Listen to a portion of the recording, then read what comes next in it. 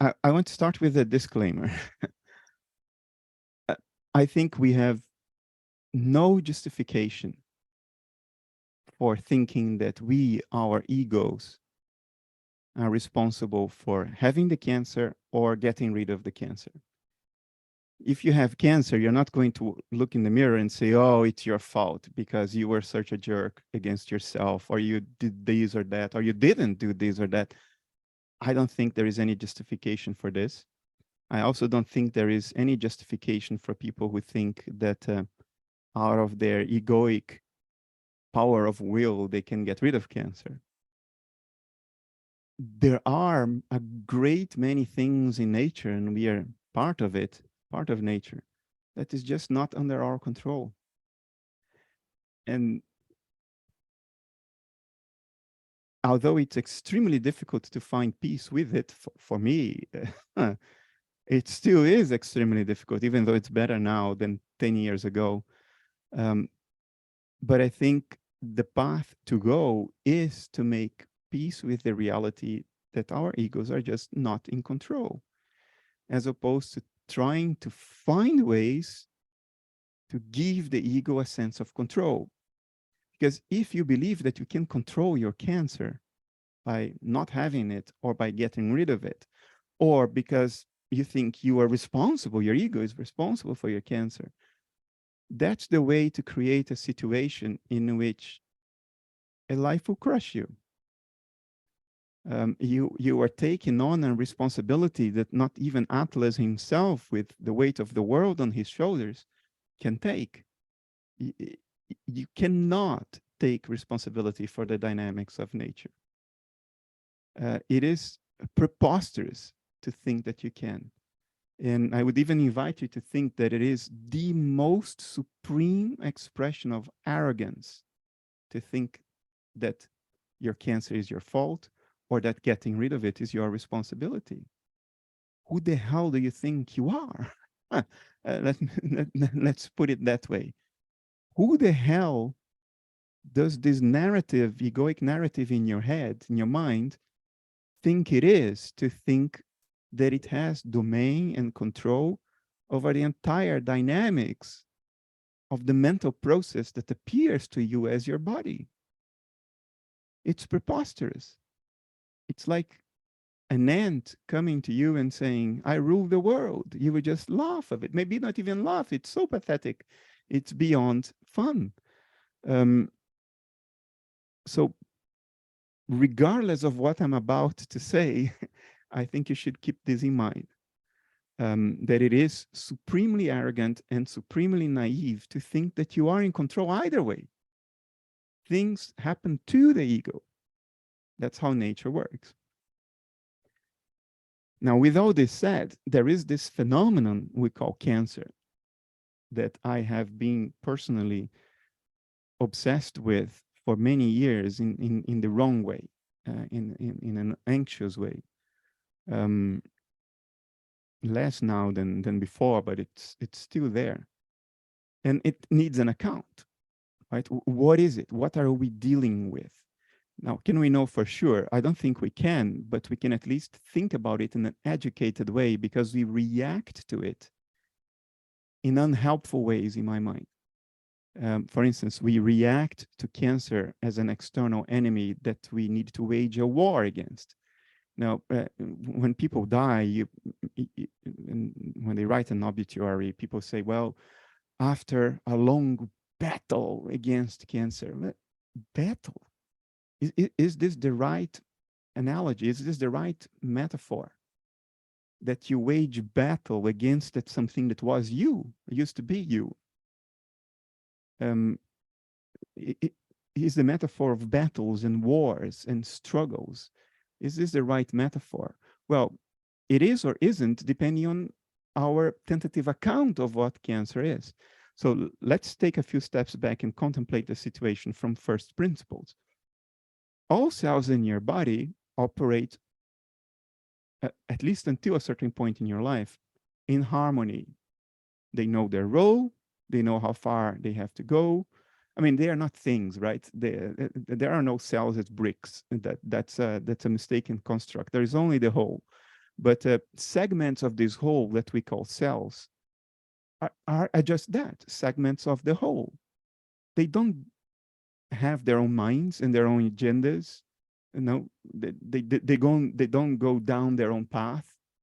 They are just parts of the whole. And then cancer happens. So what do we observe when we see that? Well, we see what used to be segments of the whole going down their own path, choosing their own trajectory, forgetting that they weren't their own things. They were segments of a whole. They no longer operate as part of the whole. Or segments, prefer the word segments of the whole. That seems to be what happens. They keep on growing. They eat all the food they can get. They create their own circulatory system, blood vessels. They have their own form, their own shape.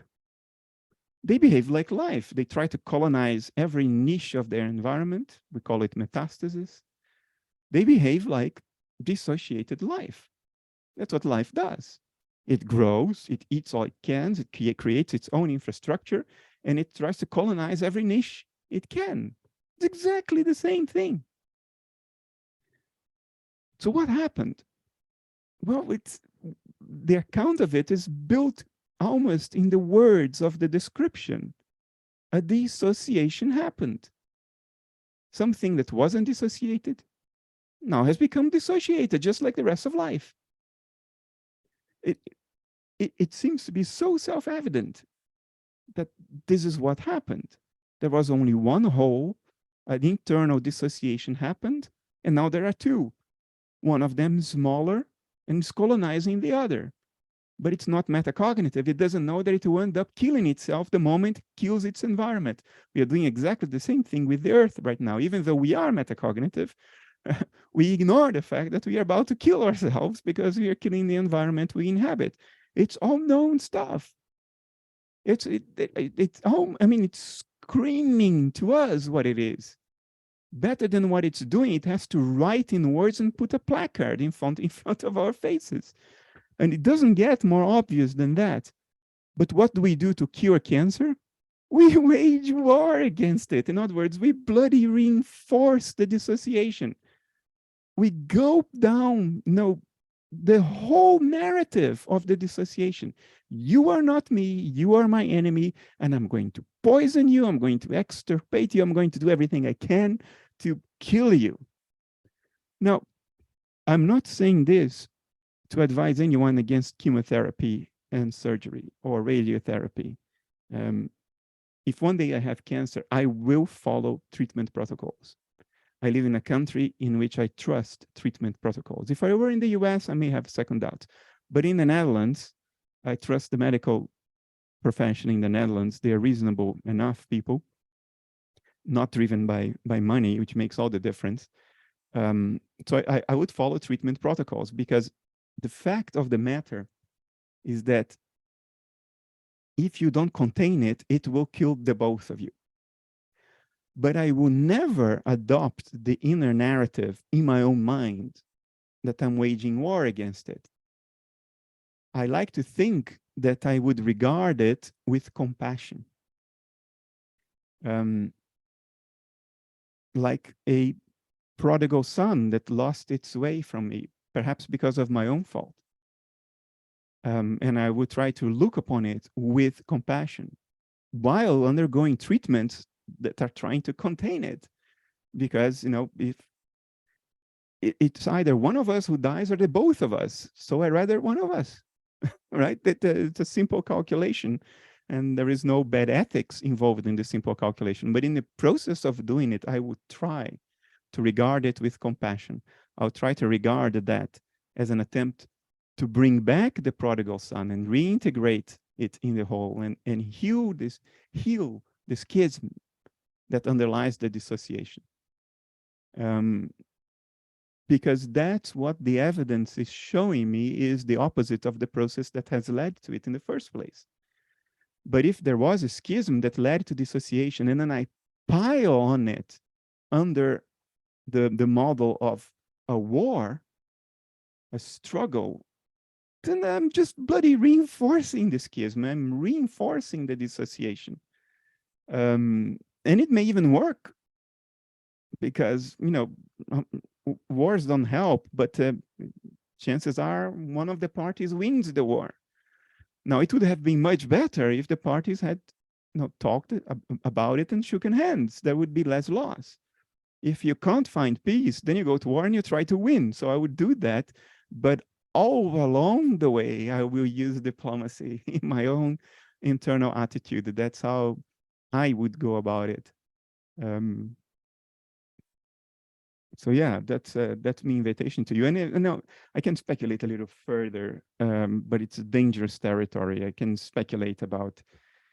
I have 3 people close to me who have prostate cancer, and their attitudes are so completely different. One of them was like, "This has to come out of my body yesterday, and I'm going to nuke it with chemotherapy and radiotherapy and surgery and the whole thing, and I'm in a war for survival." The other one asks his doctor, "Do I need to remove it?" The doctor says, "Medically, no." "Why do people remove it?" he asks. And the doctor says, "Because psychologically, people can't just bear the notion that there is this thing inside them." And my friend says, "Okay, then we leave it alone and we do a biopsy once a year." And he forgot to tell me and his other best friend for 2 years that this was going on. And his biopsy every year comes back and it's the same thing. It's there, he's leaving it alone. Now, a third of my friends didn't have an option. He had an aggressive form and doctors just told him, if you don't wage war against it, you're gonna die within a year. So when the dissociation is so strong, then yeah, there is no chance for a peace plan.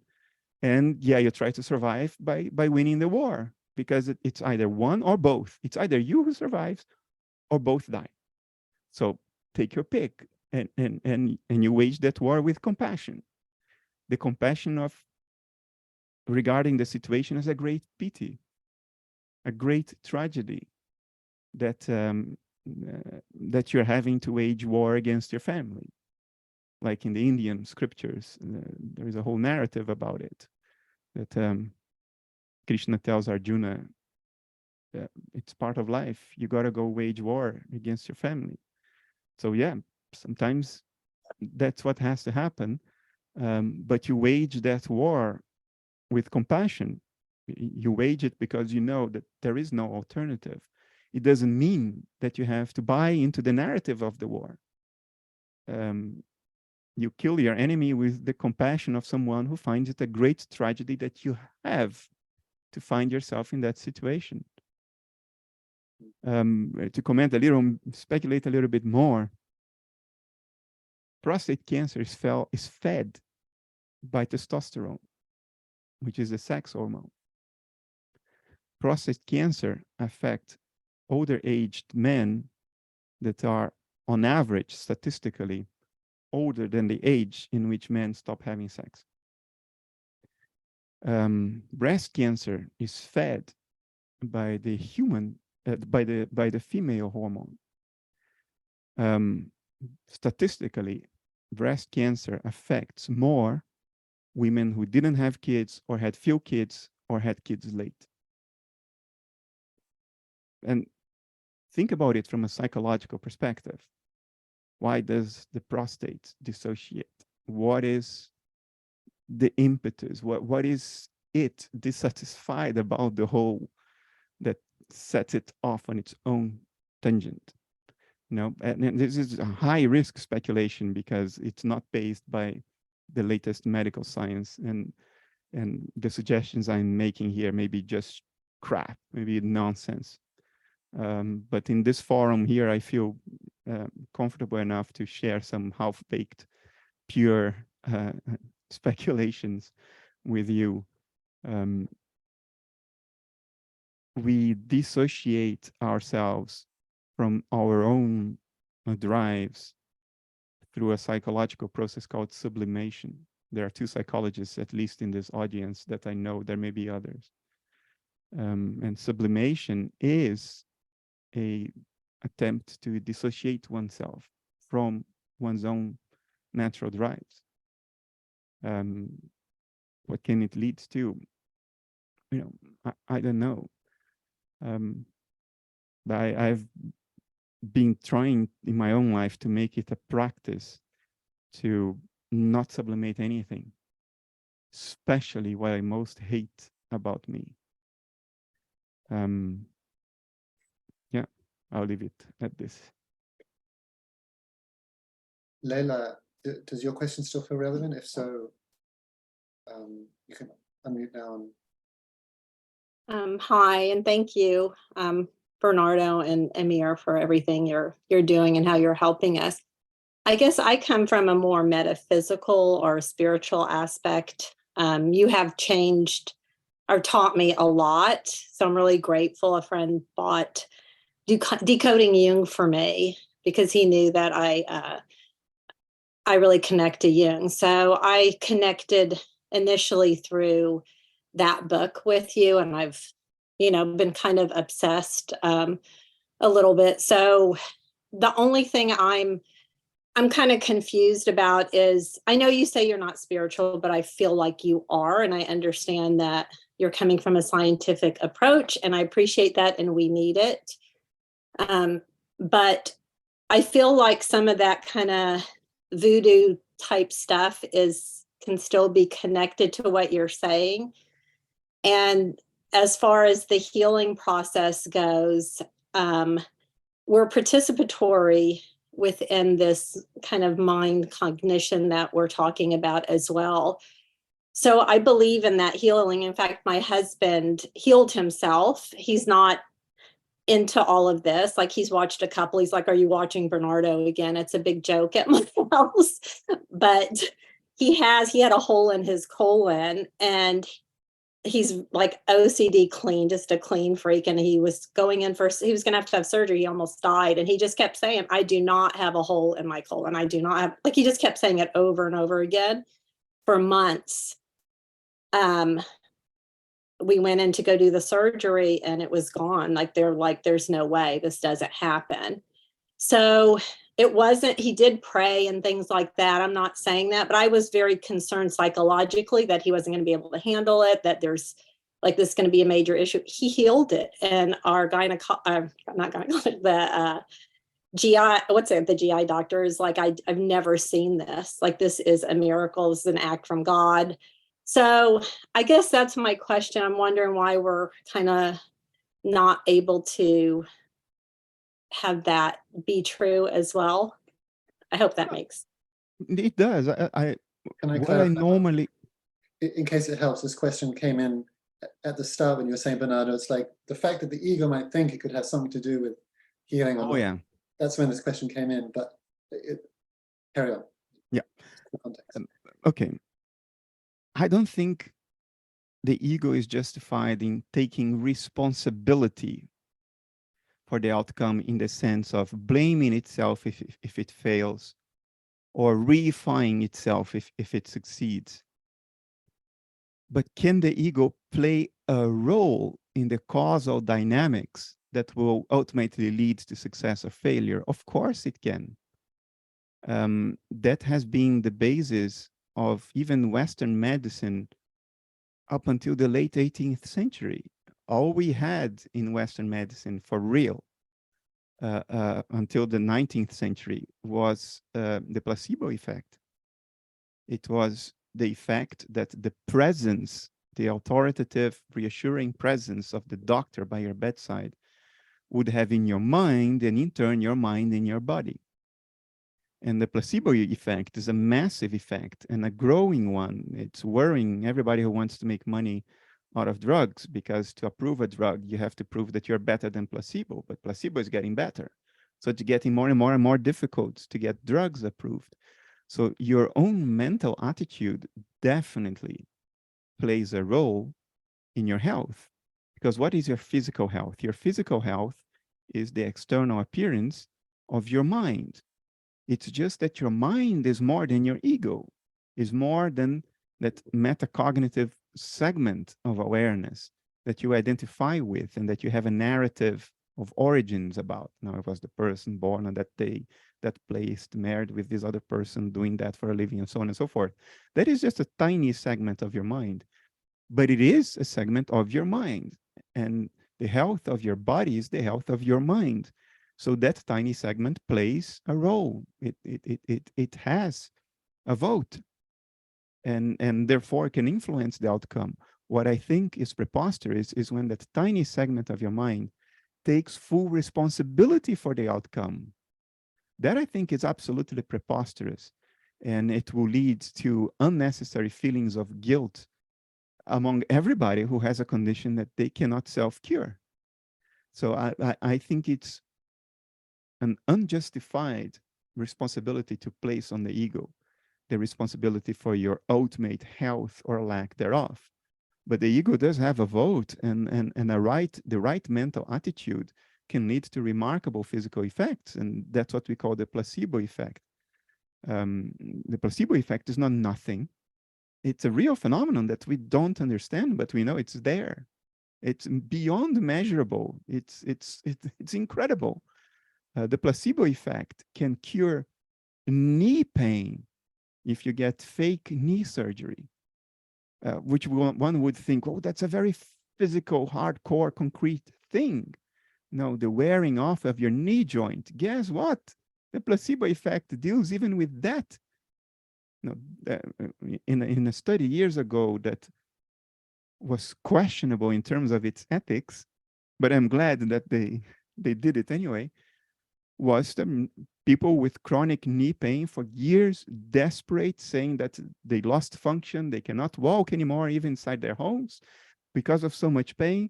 They enrolled for surgery, and doctors put 3 scars on their skin around the knee with a scalpel, pretending that the person had endoscopic surgery. They just made 3 little cuts. Beyond that, did nothing, just sewed the cuts up again. The person woke up, saw the 3 cuts. The doctor said, your surgery was a great success. And they happily walked back home. And in at least one case, there is one patient who to this day doubts that he didn't get surgery. They already told him, no, yeah, at some point you gave permission for scientific studies, so you actually didn't get surgery. We didn't go in, we just made 3 little incisions just to give you the impression that you had surgery. And this guy says, you got confused. You did give me surgery.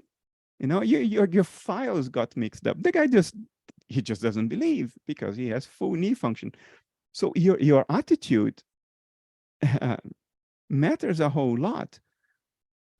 What I protest against is the feeling of ultimate responsibility. That, okay, if the cancer is getting worse, it's your fault. That's adding insult to injury. You're already having to deal with arguably one of the worst things life can throw at you. And you're still blaming yourself for it.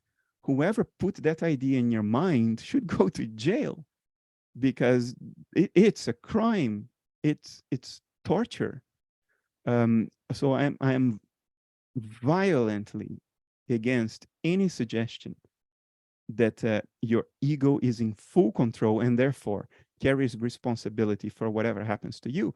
I think this is one of the most pig-headed, inane ideas to have emerged in culture. But it is a ego defense idea. So we know the psychological motivations for it. The ego wants to believe that it is in control. And so much, it wants to believe that so much that it's prepared to pay the price for it, which is the feeling of responsibility. It needs to believe that it is in control. And this is, you know, affirmations and all this stuff, that old movie, The Secret, which I went through the pain of watching once because everybody was talking about it. I thought, okay, I have to watch this thing. That's downright criminal. It comes across as a hopeful movie, but it's a movie that will crush life. If you believe that stuff, you're going to crush yourself when life shows you you're not in control. And you think, it's my fault, I'm weak, I am to blame, I screwed up, and that will just compound your suffering beyond the almost endless suffering that life already has in reserve for you. Geez, why do we do this? To defend a fictional construct. I think it's much healthier to say to yourself the truth, which is, I'm not in control. I have never been in control. I will never be in control because I don't even exist as an entity. All that exists is a narrative within a field of subjectivity that I mistake for an entity, just like I mistake the fist for a thing. Where is the fist? Where is the entity? Where is the entity that has responsibility for your cancer? It's not there. And making peace with this, with the reality that you're not in control, it cost me over 10 years, but it's the best thing that has ever happened to me. It's making peace with the reality that I'm not even there. How can I be in control? I never controlled anything. I just duped myself into thinking that I'm in control. The moment you give up on that idea and you think that will be horrible because now I have nothing to grasp onto, I'm in free fall. Yes, there is that. But there is something else which is great, which is your anxiety related to the feeling of responsibility evaporates. It's gone. So responsibility-related anxiety, that anxiety, I have to do something about it. No, it's worse. I have to do the right thing about it. It's incumbent upon me to find out what is the right thing and then do it right. And if at the end of the day I lose and I get screwed, then it's my responsibility. And if I'm going to die of cancer, it's a waste, because if only I had figured out the right thing to do, I wouldn't be dying of cancer. Oh, this shit show is gone. That despair of the feeling of responsibility, the anxiety of the feeling of responsibility, of thinking that if you get screwed, it will be for nothing because you could have done the right thing about it and you wouldn't have gotten screwed. That is the most oppressive feeling that you can have as a human being. And that is gone. It is gone. The price you pay for it is, you know, you're not in control. And tomorrow you may be toast. Tomorrow you may get that diagnosis. And if you do, yeah, it's terrible and you're going to suffer, but you're not going to meta-suffer. And the meta-suffering is, oh shit, if only I had done it right, if only I had informed myself, if only I had had the discipline, then I wouldn't be here today. That meta-suffering is worse than the suffering. There is a lightness to suffering, unaccompanied by meta-suffering, that gives it a different quality. The teeth of the suffering are less sharp. It floats in air. I don't know how to explain it to you. When you know that you've always done your best and whatever you didn't do, you couldn't do. And that you're not responsible for the end result of anything. That you're just here. Yeah, there's a Dutch word called, it's a verb called bijdragen. Dragen is to carry. And bij is along. So your responsibilities is to carry something along, to contribute. That would be the English translation of bijdragen, is to contribute, is to carry along, to help in carrying the weight. Emphasis on to help carrying the weight. Bijdragen and not dragen. That instills a lightness into the whole shit show. That makes acceptance easier, and eliminates regret. Because if you're not responsible, there's nothing to regret. If you are a construct of nature, and more as I get older, it's becoming so bloody evident to me, I'm not a thing. Whatever I do, it's not my merit, because whatever capabilities I have were not born with me. They don't belong to this thing that doesn't exist. I am a construct of nature. Insofar as the I exists, the individual I exists, it's a construct of nature. Nature is building something for its own benefit, out of its own responsibility. And that ephemeral construct you call you, so your capabilities are not yours, my capabilities are not mine. I've been confronted by a couple of people in my personal life, like, how do you know all this stuff? Foundations of physics, quantum mechanics, neuroscience of consciousness, philosophy, history. And then I thought about it, and I thought,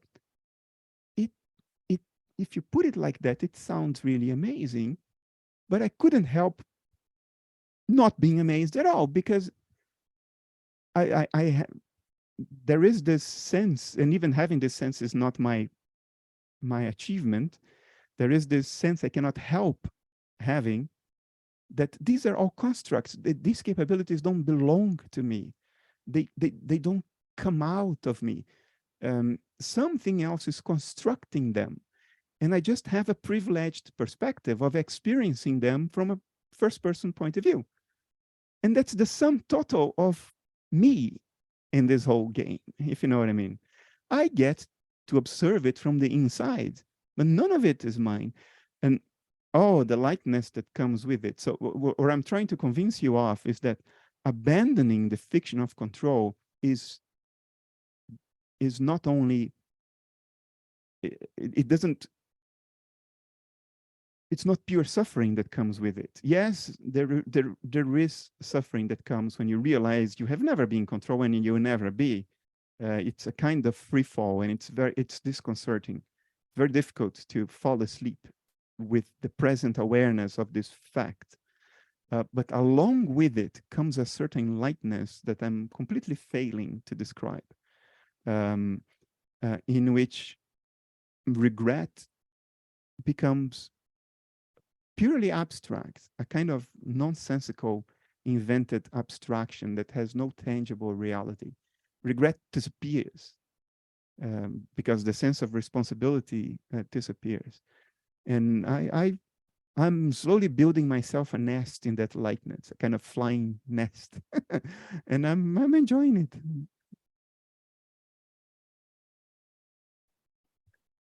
Rick, you heard a lot of stuff that I'm still trying to write to you in an email that I never send, but which is months old by now. Feel free to respond, Rick, if you want. Yes. Yeah. Yes, I expected an email fairly soon, and I'll send you one too. But I do see the differences from over the years, Bernardo. I can't help it. You're so much more open about this. Wonderful. Everything I just said now, I was saying to you, not only to the person who asked the question, but.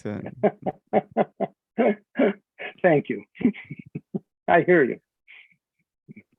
Is it okay to mention your connection, Richard, to Bernardo's work? We're friends. We're friends. Yeah. Rick has I don't know, 40 years of therapy experience. He's a psychologist, and he helped me out 11 years ago in a phase of my life in which I thought I was done with this dance of life. I thought, okay. I used to say to you, 10 years from now, you don't even know what you'll be doing now. Yeah, you did say that. And that's exactly what's happened. It's been wonderful to see that. Pleasure.